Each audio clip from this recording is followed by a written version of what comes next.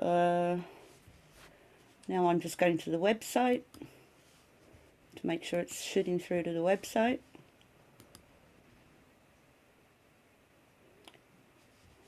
You're the one who goes first, Stuart. Yeah, I go first. Sure.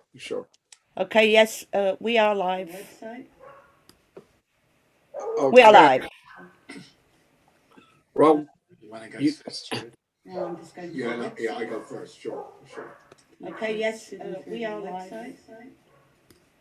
Okay. Yes. Okay. Well, welcome to Politics in the Pub, this important Australian Sydney public forum. And the topic tonight is the mendacity of Morrison, Prime Minister Morrison, who is deceived and why. But before I get there, let me acknowledge on your behalf the Gadigal people of the Eora Nation, on whose land and where this particular Zoom broadcast is taking place. As usual, there are two speakers tonight.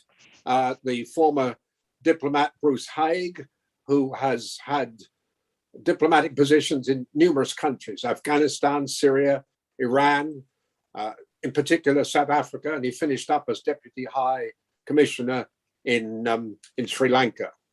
Bruce is a well-known political commentator on the sort of issues we'll be talking about tonight. His books include The Great Australian Blight, Losing the Plot in Australian Foreign Policy, which again has some bearing on what we will be discussing. The second speaker is Mark Morey, Secretary of the Union's New South Wales. Before that, Mark was Assistant Secretary for many years with responsibility for portfolios across justice, construction, legal issues and transport. Before that, he had research positions, and I'm also impressed to know that he is or was a very well-qualified social worker with particular concern with youth development and policy. So I'm pleased to welcome Bruce and Mark, and I think from distant and cold Orange, Bruce rather, is going to open the innings. Yeah, well, it's an interesting topic. I think that the interesting thing is that I think most people recognise Morrison as being mendacious. Well, when I say most people, I mean those people who closely observe politics. I think there's a whole group of people out there who don't observe very closely, and they probably see Morrison as a very resilient figure who they don't worry too much about the details of the delivery on Morrison's promises, except perhaps now for the vaccines, but that's starting to happen. And as far as quarantine facilities, which he's failed to deliver on, I think there's a lot of people out there who are not too fussed about that. The people that comment on politics, the people who see how politics work, the people who are, concerned about politics, yes, they'll certainly see Morrison as mendacious and see him as more than mendacious. So I think, and the worry is that Morrison comes across as very resilient, and he's always got a persona.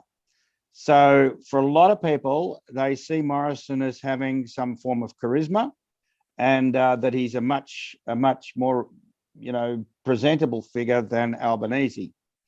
And that's the problem for Australian politics at the moment, in that Albanese hasn't cut through at all with the tradies, with the people out there who don't take politics particularly seriously. During the last election, I thought that Morrison was like a beach ball. You push him under and up he'd pop again. And there was nothing that could be done to deflate him. And I suspect that'll be the case in the forthcoming election. So I don't think that Albanese, and this is what I want to speak about, I don't think that Albanese understands what he's dealing with Morrison. Morrison and the LNP are like the mafia in Chicago. And I don't think anybody has realized just how bad the LNP are. They're corrupt, but they're beyond corruption. They're beyond corrupt. They're quite evil. And we've seen that with Dutton and his willful failure to pick up the people that worked in the Afghans that worked for the Australians. This is the worst government I've ever seen. Now, remember that I have worked in South Africa in the middle of apartheid. This government here is in all ways and shapes and forms exactly the same as that government that was in South Africa in apartheid from 1976 to 79 or 1980 when I was there. There's no difference. They have the same attitudes toward race. They're just as corrupt. They're male chauvinist pigs. And this is what we're faced with. Now, I think Keneally gets it. I think Wong gets it. I think Chalmers gets it, but I don't think Albo gets it. And I've spoken to a lot of people. Albo thinks that he's running a mid-1980s style campaign.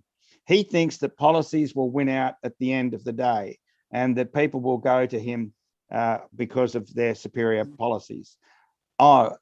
Morrison is, the LNP don't care about balanced budgets or anything anymore. They've got very used to using borrowed money, and they don't care now when and how that money is going to be paid back. So I suspect that when the election comes, Morrison and his team are going to chuck money around like we haven't seen before, and Albo will be hard pressed to overcome that.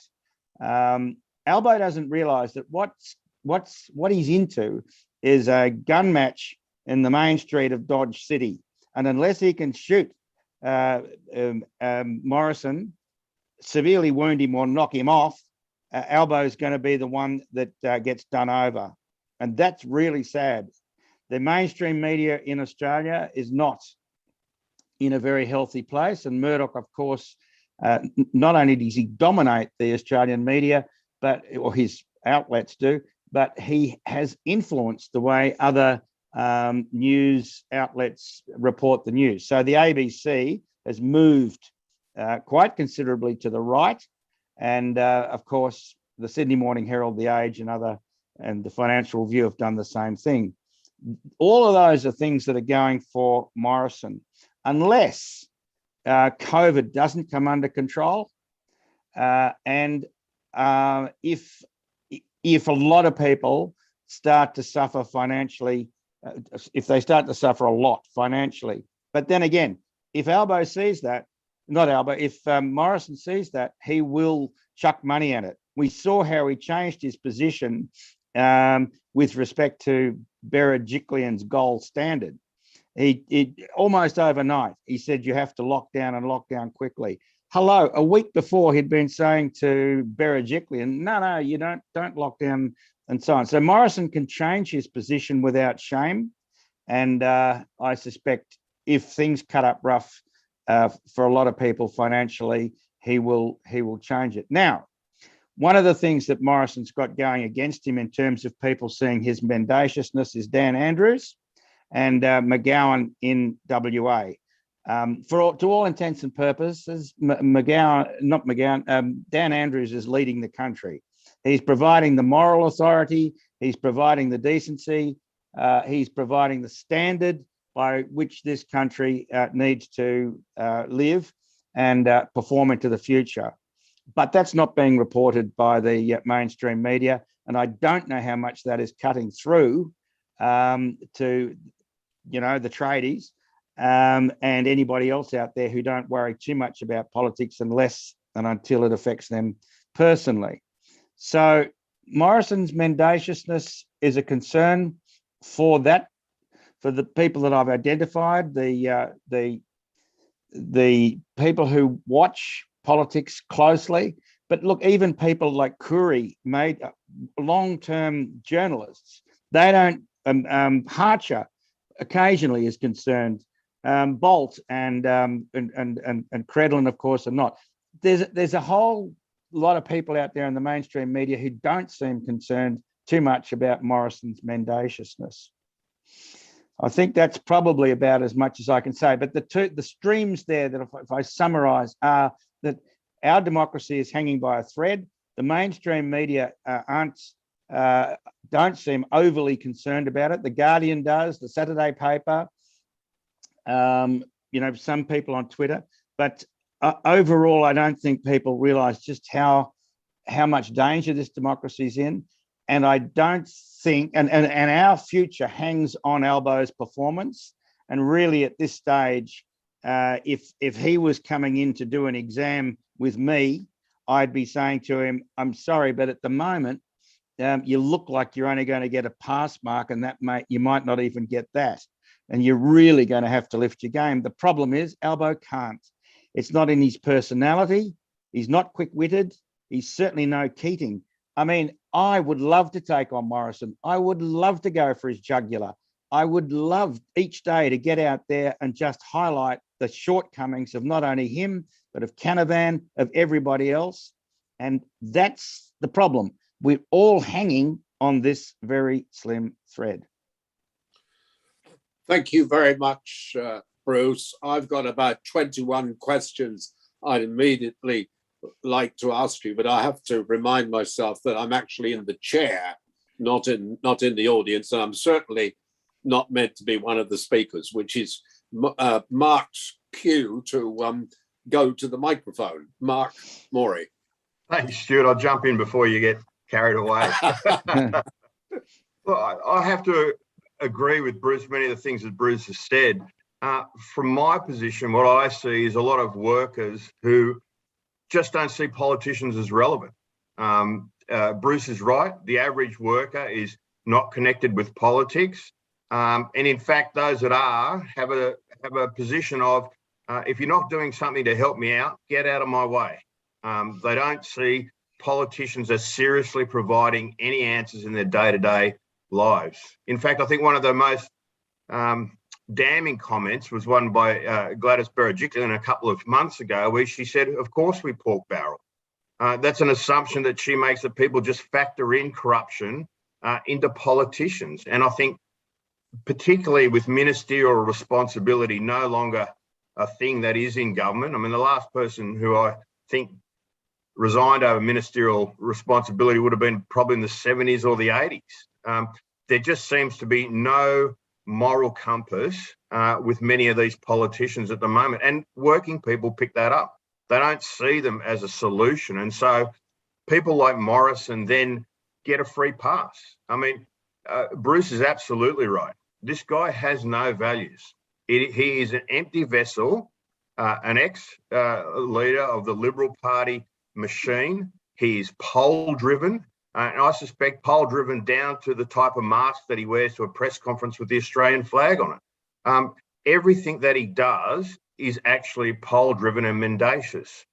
One of the things that I think was most extraordinary as we went through COVID is that Morrison was dragged kicking and screaming to provide JobKeeper, kicking and screaming by the union movement, so that workers actually got financial security during that period.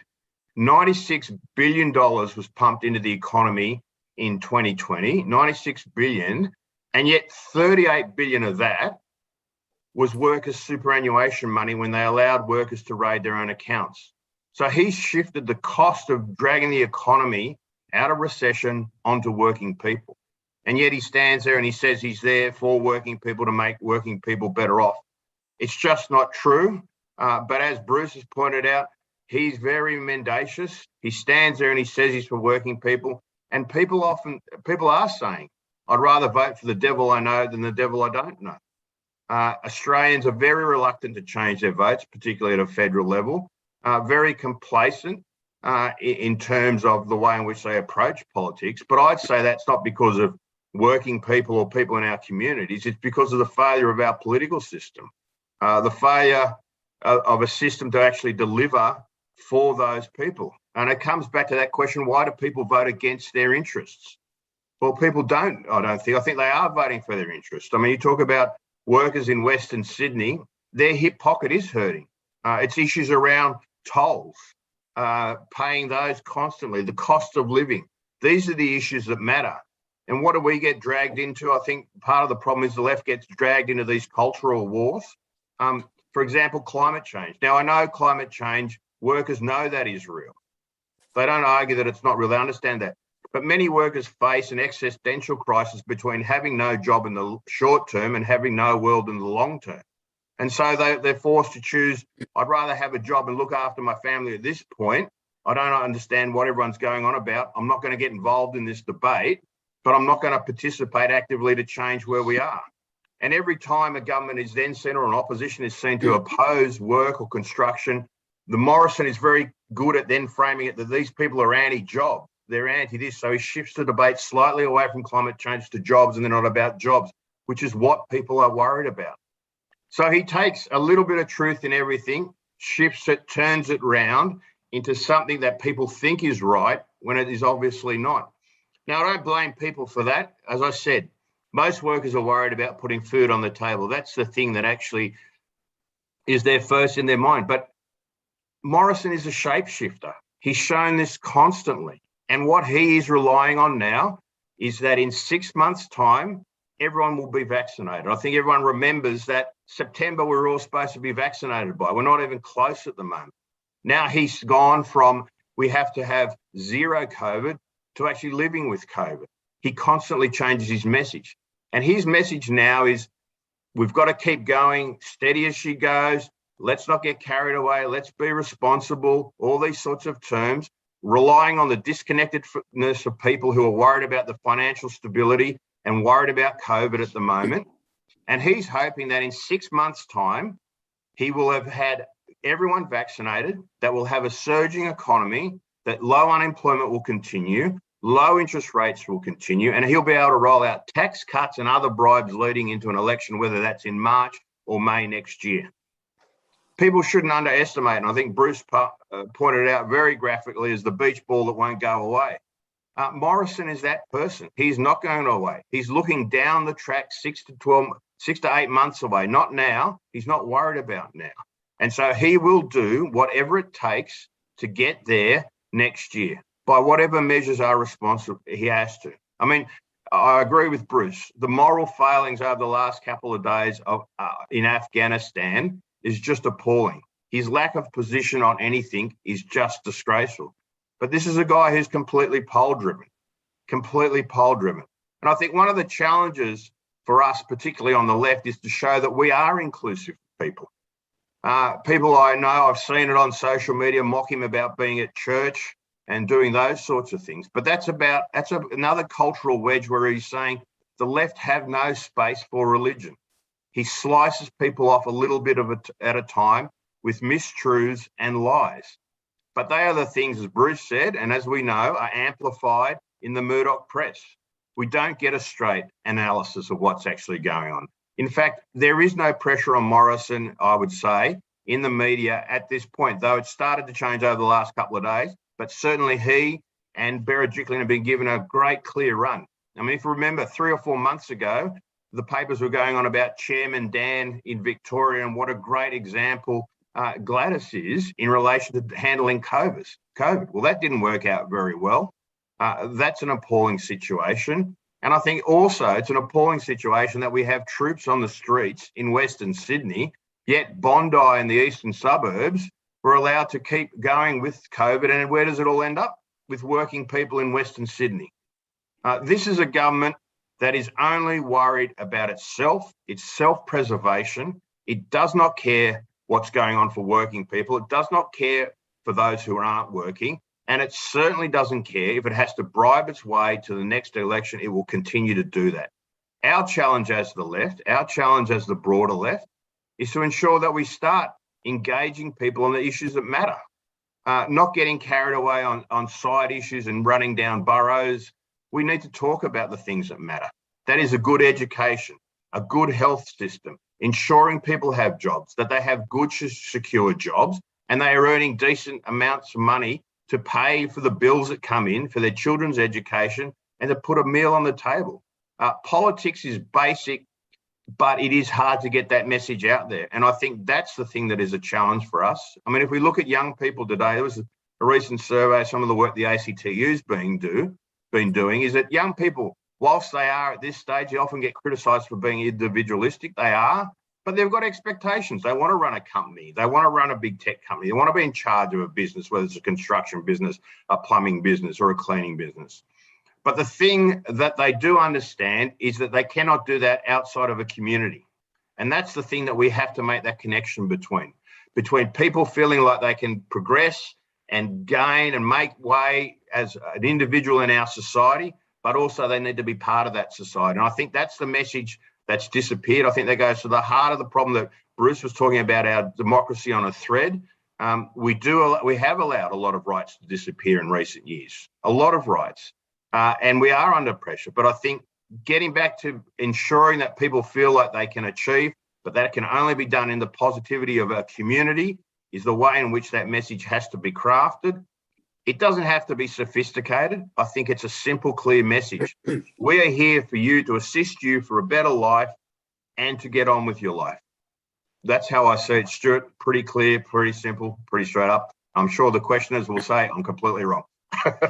Thank you. No, look, my judgment is that that's a first-rate analysis, Mark, and I'm glad you're on the program. The only problem I had with your presentation was that you probably gave too many compliments to Bruce. But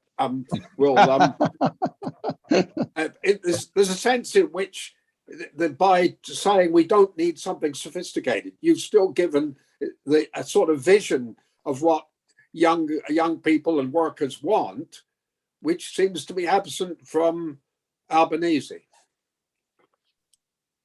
Well, I think it's very difficult to get cut through in an environment like this. I think, incumbency is something that's very strong. We've seen that certainly in Western Australia. I think if you look at Anastasia Palaszczuk, she won an amazing victory. But, 18 months ago before COVID, she was in all sorts of trouble in Queensland. I don't think we should be underestimating the power of incumbency in this environment, and that is a huge hurdle and a huge problem for us as the left. Sure. But you also seem to be saying, Mark, that the confident certainty of Andrews in Victoria, where he actually leaves a pause between sentences when he's talking to people, there's a certain gravitas about the guy which Albanese lacks, and there's a sense in which a lot of Bruce's comments were about the same thing. I think Bruce was a bit hard on Albo. I really do think it's a very difficult environment to cut through. If you look at the people who are cutting through, Dan, great leadership, great vision, but he's got the podium every day, twice a day. That's very hard to cut through on if you're an opposition leader at a state or a federal level. And I think people are the two things. The one thing people will tune into every day is the 11 o'clock numbers in New South Wales and whatever time it's in other states. That's the main thing they tune into. And then the next one is, for a vast majority of people, how the hell am I going to get through homeschooling without driving me completely crazy? And then the third one is, how do I look after my family members, aged parents who don't live with me in these current lockdowns? And beyond that, I don't think people are thinking about much more other than the economic situation which they're in. And yet, and I'll just add this about the context which we all are living in at the moment. It's a context in which the UN report a few days ago said maybe half the planet is on fire, another large part is in flood. The predictions about the violence towards planet Earth are incredibly realistic but pessimistic. Secondly, there's this COVID pandemic, which looks likely to be repeated ad nauseam in different forms, so that the business of living with threats to health across the globe is another problem. And a survey of young people across Europe showed them almost disproportionately pessimistic about their futures, unlikely to have secure employment, unlikely to be able to afford homes, in a world in which the whole notion of work, what do you mean by work, is having to change as well. So that's the context which I don't care who the ALP leader is, whether it's Kennelly or Wong or Albanese, but That's what they have to talk about. But sorry, I forgot that I'm not meant to be the speaker. Are we going to questions from the audience now, Kathy? Yes, there is a question here. I don't know if Peter wants to ask it, but I can articulate it. To Mark Morey, is the financial stress in Western Sydney something that Morrison has grasped? Could this be a real problem for him and Gladys? I think that's it's a very good question. I think that's right. We've had very low wage increases now for a number of years. It was pre-COVID. We're in a situation now where it's extraordinary, where we've had very low unemployment rates, yet wage increases haven't flowed because of constriction in the availability of labour within our market. So that whole premise that wages will go up as unemployment goes down, that whole link has just disappeared. And for many workers, I think over the last few years, they've been very much, I know in New South Wales, where they had the 2.5% wages cap, people were happy just to get the 2.5%, retain the conditions they have, and keep their job. I mean, I think what we've got to understand in Western Sydney, there are a lot of people, and I think the questioner is right, who were financially stressed well before COVID.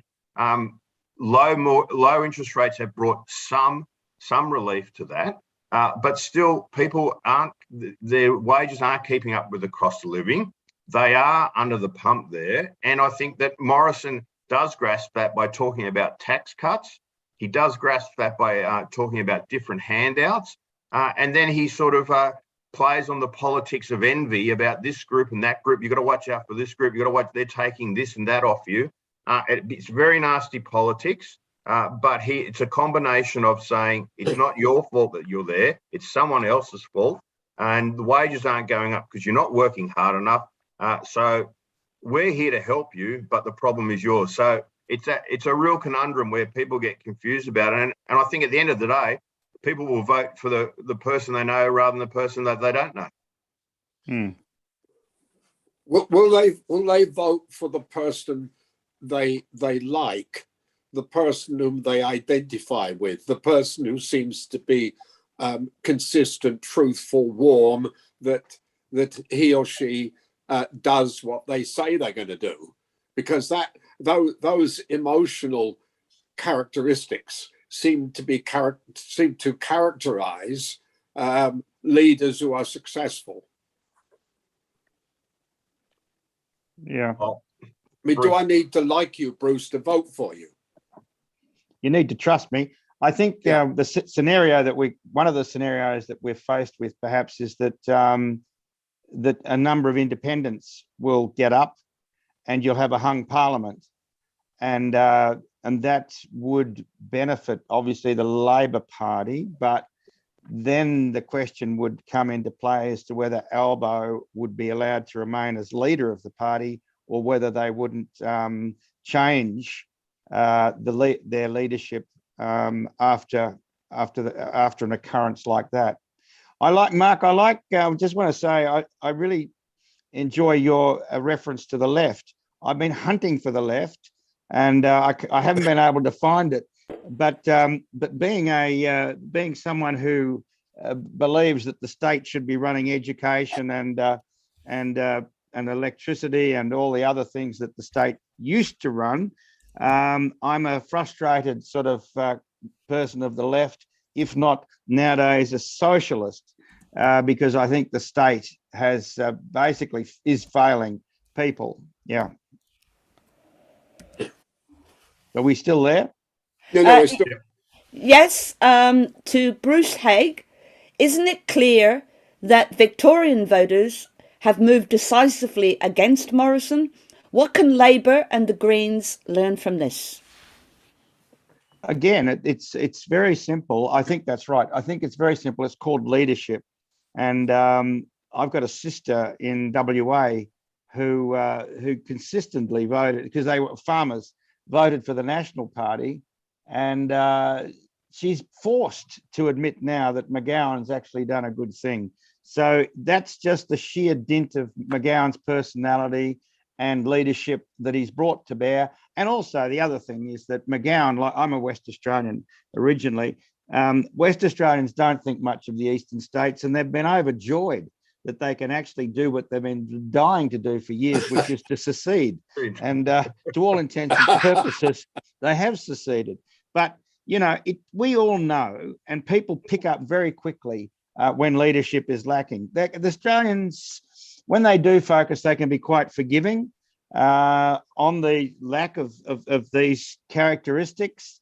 But ultimately, look at the difference between Arthur Calwell and Whitlam. When Whitlam came on the scene, he turned things around. He rode the wave of change. He managed the wave of change in a way that Calwell could never do.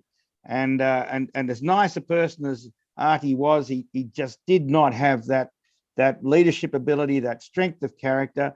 And the sad thing for Australia was that the Queen of England and the Governor General conspired to throw Whitlam out of power, and I'll never forgive the royal family for that.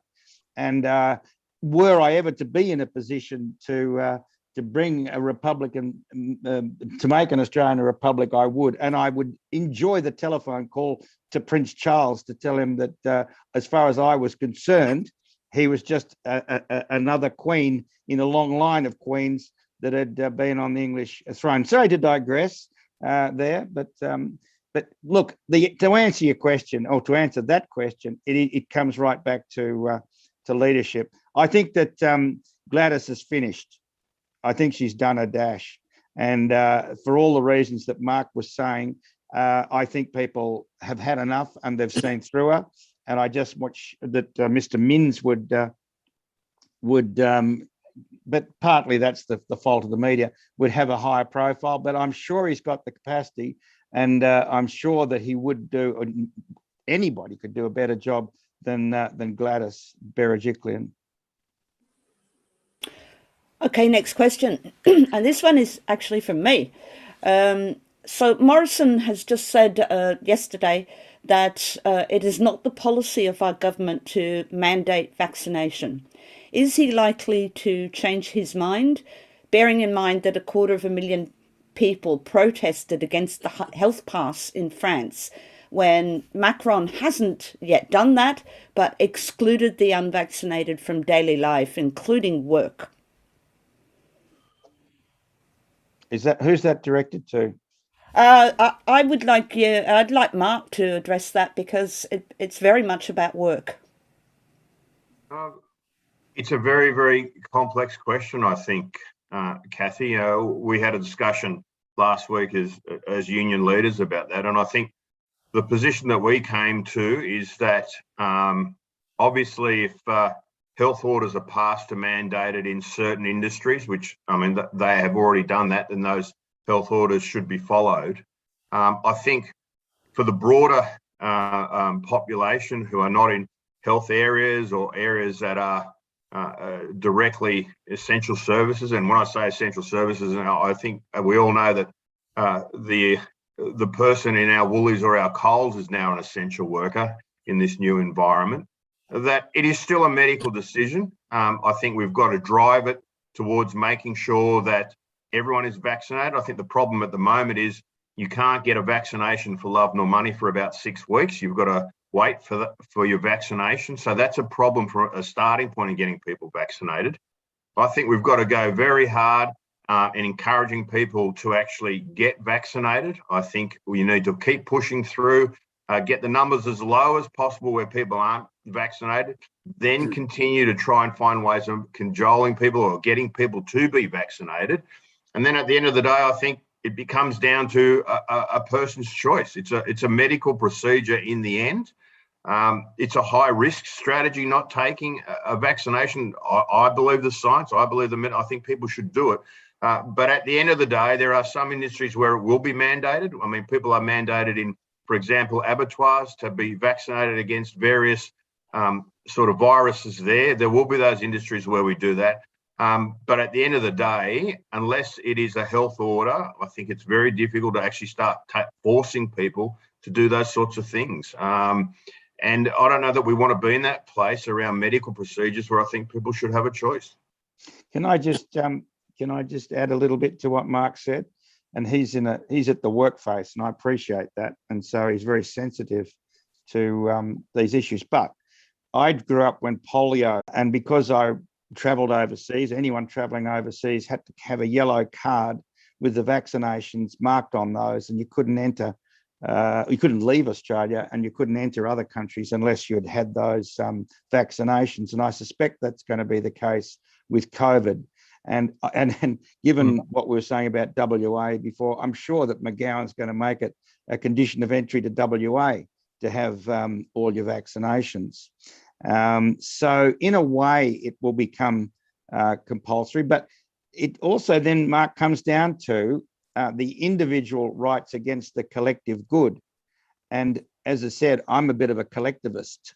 I think individual rights are very important, particularly with a government like Morrison'S, but I'm old enough to remember the benefits of collectivism and pulling together and using that to advance. And look, you know, one of the great shames, one of the great tragedies has been the watering away of the union movement. When the union movement was at its best, at its top, it got things done for people. It got things done for people who couldn't have got things done for themselves. It was a great collectivist movement which changed Australia for the better. Now we've got people like Forrest and Reinhardt, the IPA in Melbourne, have no notion of the collective good, and the people that are suffering out of that are ordinary working Australians, and that really makes me very sad. And so I'm a collectivist, and I suppose in that I would include vaccinations in a way. I mean, I take your point. I do take your point, Mark. But you know, if we're going to be in, it's a bit like, you know, what really upset me was the cavalier attitude that Berejiklian took towards non-English speakers in the western suburbs. These are Australians. These are people that are part of this country. I mean, got to get their heads, these bloody conservatives got to get their heads around the fact that people are allowed to speak other languages, and they deserve to be given the same respect and the same, provided with the same advice as anybody else. This business that if you don't speak English, you're not part of it. I mean, it's like, you know, that whole thing with Australians that were stuck in India. I mean, that was another example of this LNP racism, in my opinion. And I think that flowed through with JobKeeper last time as well, Bruce. We saw that many of the workers who were here on visas were unable to actually access JobKeeper. They weren't allowed to access JobKeeper. Right. Now, those who are stuck here, who can't go home because of COVID in their country, still aren't accessing that. It's a bit better now with the disaster payments, but you're exactly right. It became a them and us during the last COVID. Yeah. And yet those people who are delivering our food to our doors and doing all that work were actually workers who are on visas. And in fact, now you listen to business screaming that they don't have enough workers to cover the jobs they want to actually have done. And that's because unfortunately, there's a business model in this country which is about wage theft, using visa workers, exploiting visa workers to create two tiers of workers in this country. And we've seen a mixing between the Immigration Act and the Industrial Relations Act that's created a complete underclass, many of who have gone since COVID started, but an underclass with no industrial rights, no ability to enforce those rights. And that's a group that we've been working with extensively for the last couple of years. Yeah, look, it's a really good point. And the other thing is this point that you made before about essential workers. It's about time that people who worked in supermarkets and other places who picked up garbage or anything else, got nurses and so on, got a decent salary, got a salary that reflected their position within this collective society that we're in. Yeah. Yeah. Can I put to both of you that in a notion about cruelty that is a word that's not used, but it should should be, because it characterises the policies of this Australian government to asylum seekers, to refugees, to people who are marginally employed, to the homeless, Indigenous and so Australians. Indigenous Sorry, Australians. and to Indigenous Australians. And it strikes me that that word, the notion of cruelty, because you've mentioned that Bruce mentioned Dutton's attitude to the besieged Afghanis who are desperate to escape. The cruelty has been a centerpiece of domestic and foreign policy, and you need a concept like that if we're going to be able to communicate a significant piece of knowledge, a significant idea to the public whom earlier you both said were not really interested in politics. There's a sense too in which we're talking about cruelty to planet Earth. The fact that the way we've used it as though the resources were infinite, we could cut down as many trees, we could fish the oceans till they were empty, or we could have a gas recovery. We could continue to have the coal industry without thinking about the alternatives. There's a sense in which cruelty is a concept that explains all those issues. Yeah, cruelty, lack of empathy, and greed. I mean, people who are really greedy are cruel. I mean, it's and greed is abroad, and I hate it to see what. I mean, this is the other thing, and Mark might want to comment on it. The Labor Party are going with the government on the tax question in Parliament, and also the negative gearing and so on.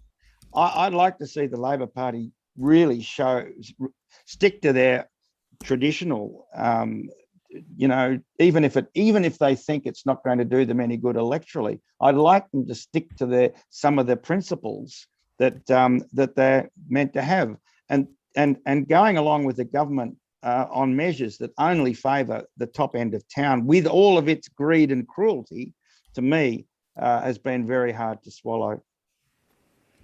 I think the tax one is an interesting one. I think that no matter who you are, the idea of not paying tax or reducing your tax is a very attractive one. Particularly, I'm yet to be convinced otherwise by the people I talk to in the workplace. Particularly when you see what they spend the money on, Mark. 600 million for car parks and all that nonsense. Yeah, but I think it's about the system as a whole, not the individuals within it. And I think that's where the debate should be, about how do we structure a tax system that allows people to get ahead, but then doesn't concentrate wealth in the top 1 or 2% of people within our economy. I mean, the question is, how are some of these multinationals here making billions of dollars paying zero tax? I mean, that's where the debate should be shifted to. Sure. That would then, allow us to have the space to say, people, you can have a tax cut, do a bit better, but we can also still continue to fund education, health that's services. A good point. Good point. I agree with you. Yeah. Mark, with what you've just said about tax, would that cut through to the tradies and other workers? Because earlier you said that they weren't really very interested in politics; they just wanted to get on with their lives. Would that commentary you just made about tax have an impact? I think it's got to be seen in the context of it's a balance between having a vision about how you want to actually change things and how you make sure people feel that they're actually going to get ahead. I know the last election, obviously there was the death tax scare around they're coming for your inheritance and these sorts of things. But we've got to remember, I think we forget that the Whitlam reforms, many people got through, free education, did very well, probably didn't have superannuation, bought a second property, that's their retirement property. And I think there's a lot of people who are on that side of the fence who are doing fairly well. They don't see themselves as doing fairly well. They see themselves as struggling. They see themselves as financially in a precarious position, even though they may own 1 or 2 properties. A lot of people bought that second property as a superannuation thing. It's about how we actually go through and fix those problems like negative gearing. I think the policy that Labor took to the last election was right in relation to negative gearing. It was quarantine for those people who already had a second property. They weren't going to be affected. But it got caught up in the hysteria of a death tax, these sorts of things that were easily spread through. And the way in which the Morrison government campaigned was so sophisticated that they were breaking it down to geo-specific places, people getting certain feeds on their Facebook page, certain news, the way in which they structured, the way in which they were doing their advertising was reaching these groups. You know, Mark Textor and that company, that polling, their polling is so far ahead of anything the ALP has. They're in government, they can fund it. They are breaking everything down into individual little segments and targeting those segments at a piece of time. This is not simply about getting up on a stage and delivering a great speech anymore. This is a very IT-focused electorate and how we actually contact people. And it's not through the TV and the radio, it's through people's mobile phones now, and that's a very sophisticated way of campaigning. Yeah. Yeah. Can I just monopolize the questions for another minute? I was in a very large political meeting in my local area. There must have been 100 people there the other evening. It was packed to the rafters. It was concerned about local and about the quality of candidates for local elections, where there were lots of references to Morrison because people were objecting to misogyny, to racism, to bullying, and to fake news, to lying, which happened to characterize some of the right-wing candidates for local elections. But those accusations were transferred to the Morrison government, and that seemed to have an enormous impact on a relatively conservative audience who are also concerned about local issues such as homelessness and the need to protect the precious parts of their local environment. But above those policy issues was this concern with the characteristics of leadership. We don't want misogyny, we don't want bullying, we don't want lying, and we don't want more fake news. So can we tell that to what Mark called the ALP left, and Bruce was rude enough to deny that there was any ALP left? No, I don't deny it. I'm just looking for it.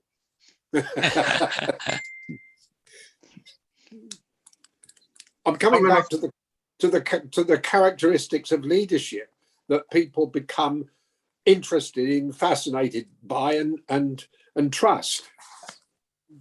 Well, I think that all went out the window, didn't it? With Trump and over in England at the moment. Sure, I mean, sure. You know, you've got a pair of, I wouldn't say, sterling leaders who made it there, and Boris Johnson, the man who wanted herd immunity, said he couldn't get COVID, then he got COVID. I mean,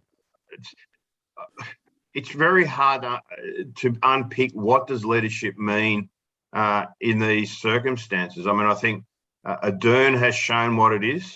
I think McGowan has done it, and Palaszczuk has done it. And of course, Andrews in Victoria is miles ahead in it. But then you look at, then you put them up against, Boris Johnson and someone who gets elected like that. I mean, how do you pick what are the traits that actually make a good leader these days? That's the scary thing. Sure. Well, Johnson got elected because he was a consummate liar and had a massive machine, deception lying machine behind him.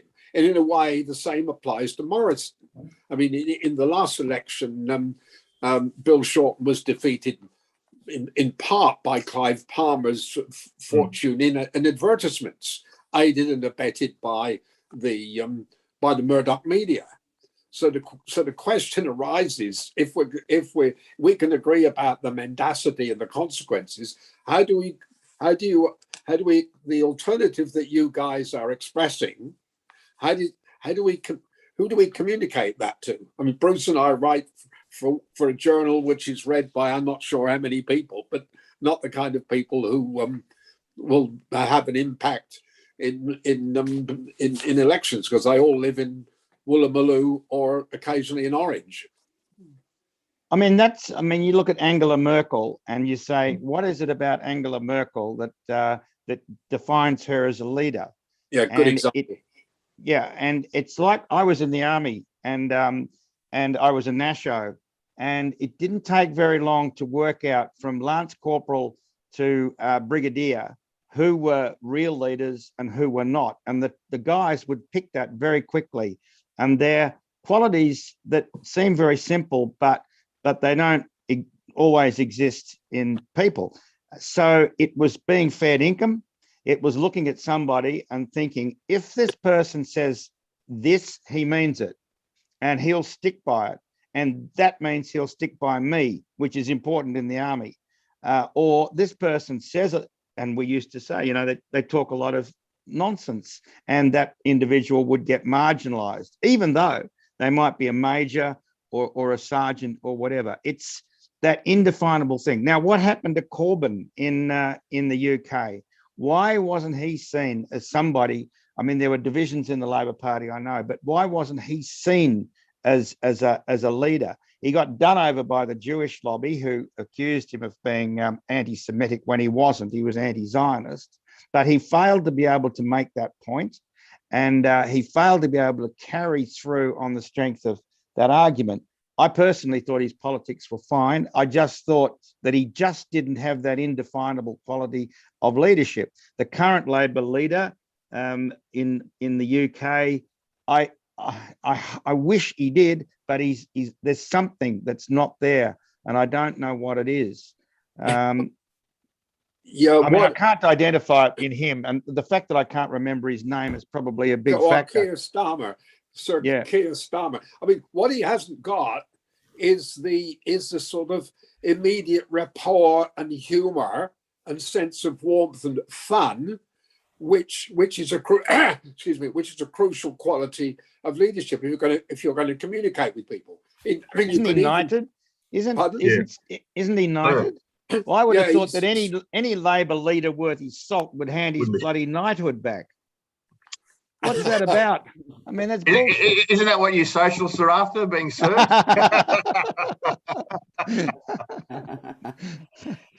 Well, I have another question now. Sorry, Stuart, go ahead if you had something. No, you please pose your question. So this is to both speakers. Morrison has a big failing in relation to the status of women and their right to live and work without sexual harassment and domestic violence. Have women as a bloc moved against Morrison? You are two blokes, but how do you see it? Go on, Mark. I think they have. And I think they have moved around that issue, particularly safety in the workplace. We know that overwhelmingly women are sexually harassed in the workplace, that those issues aren't addressed. And I think those issues that matter to women, which is obviously those sorts of things, but also economic ones, social ones like climate change, the way in which the planet, I think women are much better at understanding the issues that actually affect our country. They take a much more sensible position than men do on a lot of these issues. And I think that will be a real problem for Morrison, because that is a very diligent block of the community who understand what needs to be done, and they're more likely to do that. I mean, compare them, women, and they're not all the same. I'm not saying that, but you've got a lot of angry white blokes stomping around the community carrying on. I don't think they will shift the votes. I think women will have more and more power as we go on in the next upcoming election and the election after that. They'll have a significant voice in how these things change. And I think Morrison has done the wrong thing and he will be punished for it. I agree with you. But I just hope the numbers are there. I just hope the number of women. I've got two daughters, both at uni, 20 and 22. If they and their friends are anything to go by, Morrison is history, particularly on the issue of women in society, but also climate change. So that's the big factor, big unknown factor, and I really hope that it plays out that way. Yeah, it does. Does the attitude to women pose any problems for the Labour Party, for Albanese? we've assumed they pose enormous problems for Morrison, but what about, is Albanese attractive to the female vote? Oh, don't worry about that. He has some very good women that are very strong in his own party. So you've got Tanya Plibersek, Wong, you've got Keneally. These are all big pluses. And the fact that he embraces that and gives them a voice, I think is a big positive for Albo. Well, then let me put the question, then why are we preoccupied with the leadership of one man when Labour's got some first-rate people on the front bench? They are 1,000 times more impressive than the mediocrities in the coalition government. But all we hear, we only play the kind of presidential-like games of the qualities of the leaders. So why can't Labour not collude with that practice and keep wheeling out their team as opposed to their one leader? Well, I think they do. I mean, if you look at Christina on social media and what she does there, she's got a huge following. A lot of people, she has a lot of influence, and a lot of people listen to her. I mean, there are other people like Deb O'Neill who are doing a similar thing at a local level or around the state, working very hard. I mean, I think the real performers in the Labor Party at the moment are our women. They are leading the way.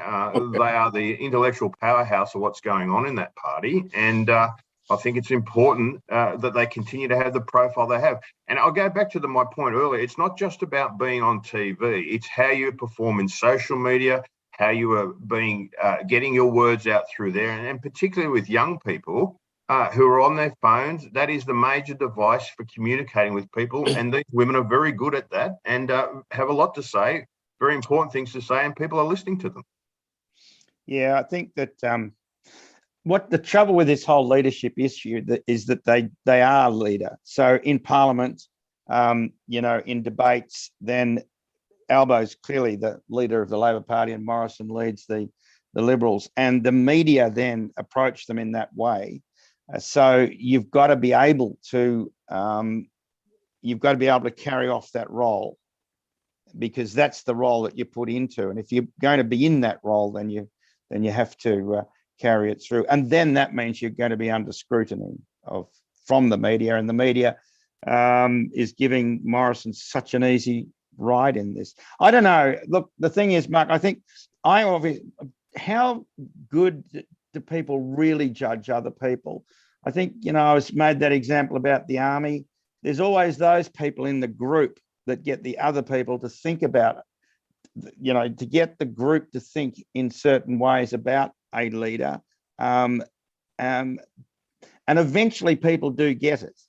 But a lot of the time, and going back to the beginning of this discussion, a lot of people just don't focus and they go for the superficial side of leadership, if that's what it is, in my opinion. Yeah. Yeah, I mean, I don't think people focus until there's election on. Even then they struggle with the pressures of everyday living to actually see those things. I'll go back to my first premise is that people just aren't connected to politics. They're not connected to politicians. And though there are those leaders that come through, that cut through, but these days, I think there's that much going on. People find it very hard to actually sit down and listen to anyone for a long period of time. I mean, as we know, people make up their decisions usually, the 3 weeks out from the election when pre-poll opens, off they go, cast a vote, and that's about it. And the other thing I think is that we don't talk about the issues that matter for people enough. We get drawn into these sort of quagmires of cultural politics and those sorts of things that Morrison sets the traps around. We should be banging away at the issues that matter for working people and voters, whether they are voting, whether they are working or not, and stick to what we believe is the correct message and just hammer that home. That was the old way of doing it. I don't think it's changed now. Yeah, I think that's right. And then that comes back to the issue of leadership, having somebody that can pick up and do it very succinctly. I mean, we all remember Whitlam and his ability to be able to, and Keating's ability to be able to cut through, and Bob Hawke's ability to be able to cut through. Yeah. So I think that comes down to leadership, surely, again. Yeah. Look, you remember that Hawke came to power in the Labour Party because some of the elders, like John Button, tapped poor old dear Bill Hayton on the shoulder and said, sorry, you're doing well, but you're not doing well enough. Is there nobody to tap Albo on the shoulder? No. And the rules have been changed. I mean, Yeah, Rudd changed the rules. And I don't know that you want to be doing that at this stage anyway. I mean, I think No. you know, it's a difficult political environment. Even getting on the TV of a night as an opposition leader, I reckon you're doing a great job. It is just a very, very difficult position, given the media we have, to be heard or be seen. So, you know, hats off to anyone in opposition who's actually getting on the TV and commenting about anything. And I mean, Albo's doing that at the moment. He's going hard. He's giving it a go. I don't think you can ask much more of him in this environment. No, fair enough. And the polls, the most recent polls are 53 to 47, as far as I can make out. I mean, several repeated polls have given those figures. Well, I mean, the other thing is, if you look at the chamber now, the Liberals aren't 20 or 30 seats ahead of where Labor are after the last election. You know, they're only, the Libs are about one seat majority, two-seat majority at the moment. So it's not like there's this overwhelming love from the last election for Morrison. He squeaked in. And that's something that I think we lose perspective on that when we talk about this. They're not 10, 20 seats ahead. They're not that government. They're a government that squeaked in last time and only a couple of seats ahead. I think there's just a huge fear that Morrison might just get re-elected. I think that's people like me get really worried about that. But you're right, Mark. You're right. When you look at the numbers, and if you go through as some of my friends do, the seats. I mean, look at what Bob McMullen's been doing recently in Pearls and Irritations, and he's gone through and gives Labor a good chance. And I think that's right. When you look at the way he's been analysing the seats, it doesn't look at all grim. Yeah. I think we tend to be a bit glass half empty rather than a glass half full. I mean, it's difficult times in those things, but I think, you know, it's not an unwinnable election. Imagination. Can I come back to the word mendacity, which is in the title tonight? Because at this large local political meeting that I was at, people said we don't want liars. We don't want a prime minister who changes his views and fudges the issues every time he appears at a press conference.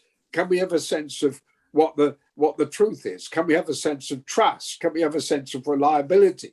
Can we have a sense that a leader will do what he or she says they're going to do? So it seems to me that the outlaw of lying, or in Australian terms, to say we don't want Boris Johnson and we don't want Donald Trump, would cut through with just about everybody, I would have thought. Mm. But I think, Bruce probably knows better than me, but some of my take on the Trump stuff was that people just wanted to blow the show up. They'd had enough of politics as usual in Washington. We'll put the crazy guy in and see what happens. And then, you know, how do you put him up against Hillary Clinton, a much better performer?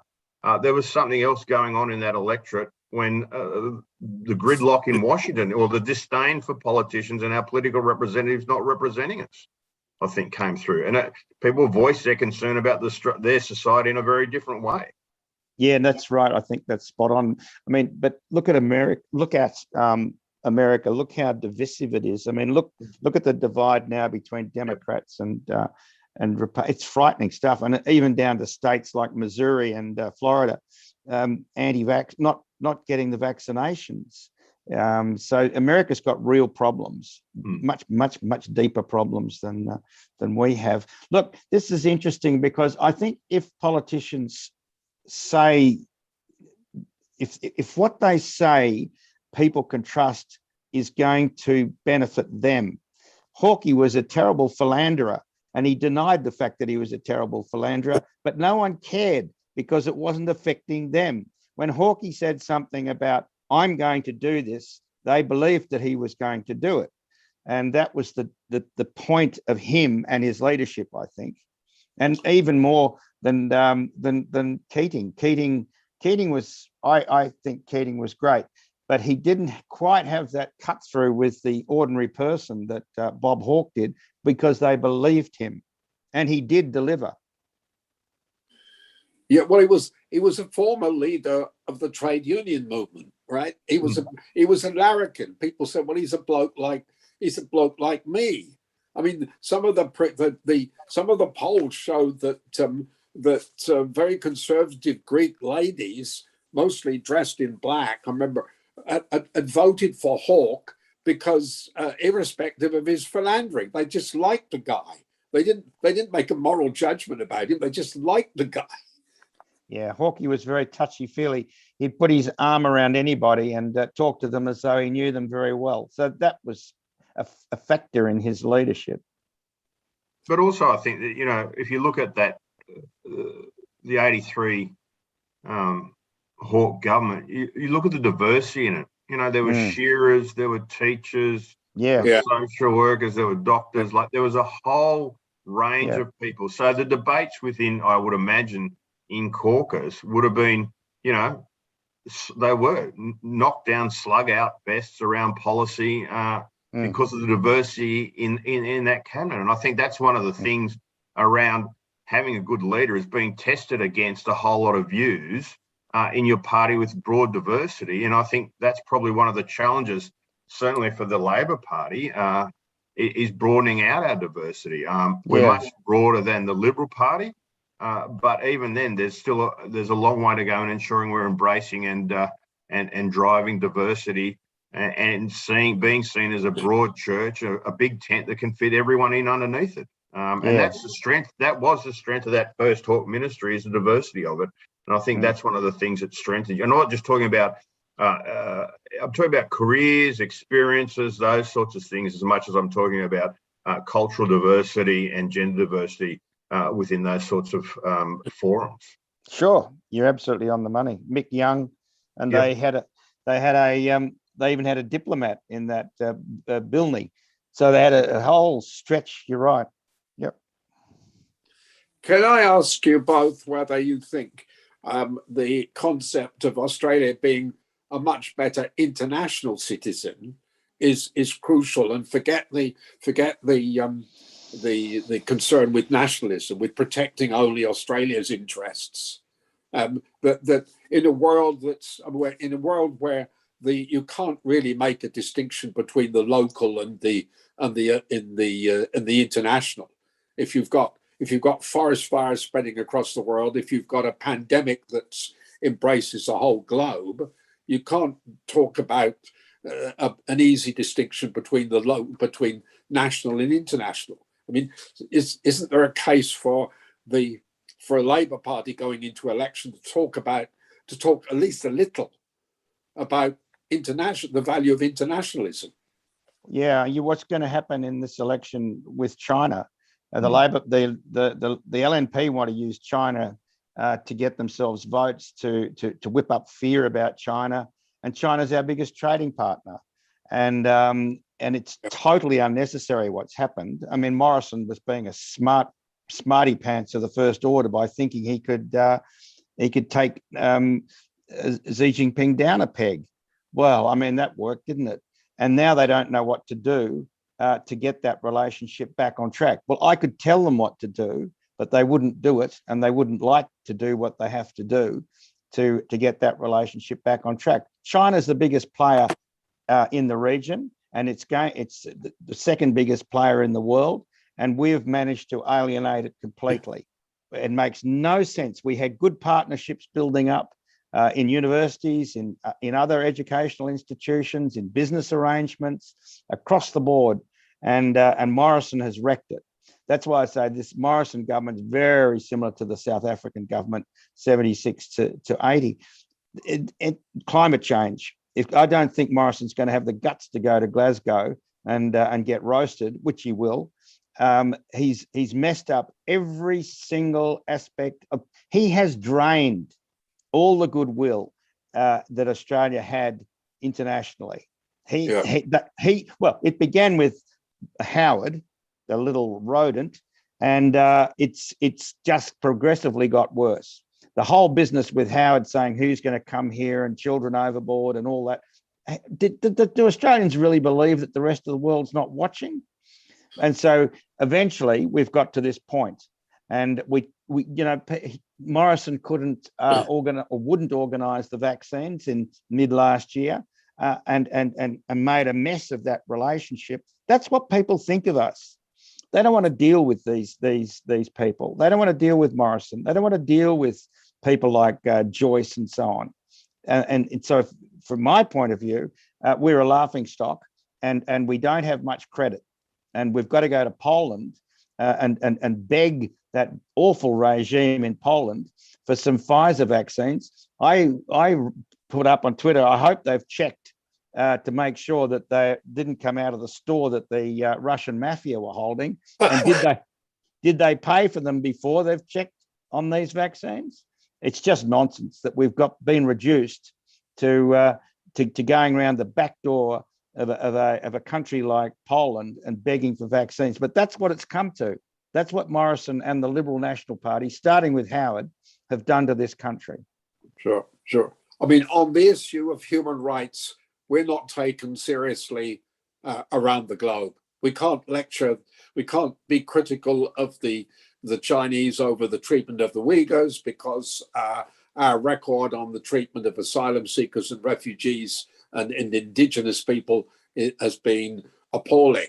And the issue about human rights being central to the policies of a Labour government, domestically and internationally, is really a crucial blueprint that they need to embrace. I mean, years ago, Kim Beazley asked Frank Stilwell and myself to write a paper for him on in what ways could the Universal Declaration of Human Rights be the platform for domestic and foreign policy of a Labour Party. And we wrote the paper, and Kim said, "Thank you very much." And that was the end of it.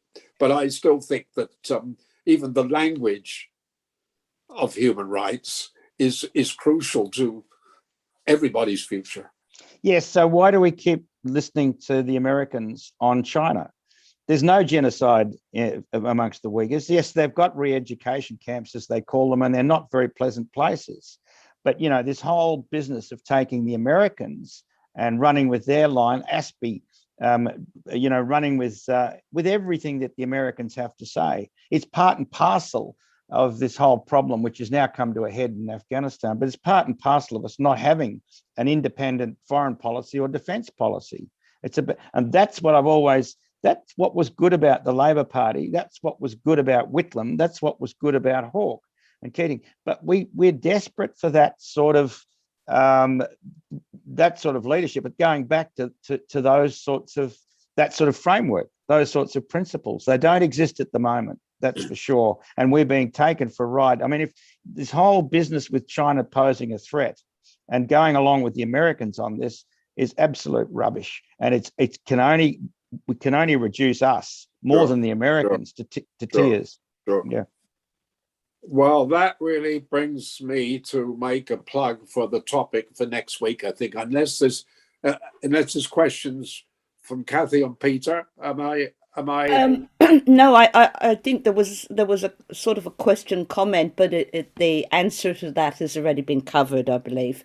So off you go, Stuart. Well, in terms of both Mark and Bruce's reference to principle, I mean, the principles of human rights are pretty crucial. And for me, the advocacy of peace with justice in the home, in the workplace, in international relations around the world is a crucial concept expressed by crucial language that we need to hear more about. And that really, I'm giving myself a cue to say that the topic for the next topic for Politics in the Pub is called War Memorials Display Indifference to Peace.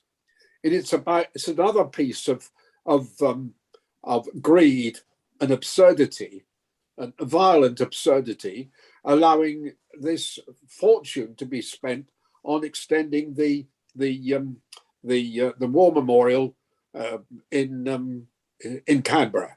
And So that's the topic for next week. War memorials display indifference to peace. But before I close down, let me thank Bruce and Mark for first-rate contributions. It's a pity they've not been given portfolios or shadow portfolios so that they might be in government when this election comes. But thank you both very much for Thank you. excellent contributions. I enjoyed being with you. Thank you. Thank Nice you, to meet- Stuart. Appreciate it. Yes, thanks, Stu. Nice to meet you, Mark. Good Nice luck. to meet you too, Bruce. Cheers. Yeah, yeah. Good on you. Okay, good. Stay safe and be well. Yep. Cheers. Thank you, Thank you Stuart. very much. Aren't we going out to dinner now, Stuart? Well, I wish we, yeah, I know. I was looking forward. I was looking forward to that because you said you'd pay. I can't remember. I'd say I don't believe that. Okay, well, Very good. as soon as we're COVID free, we'll do that. Righto. See Okay. you later, guys. Good night. Yeah, Bye. bye bye.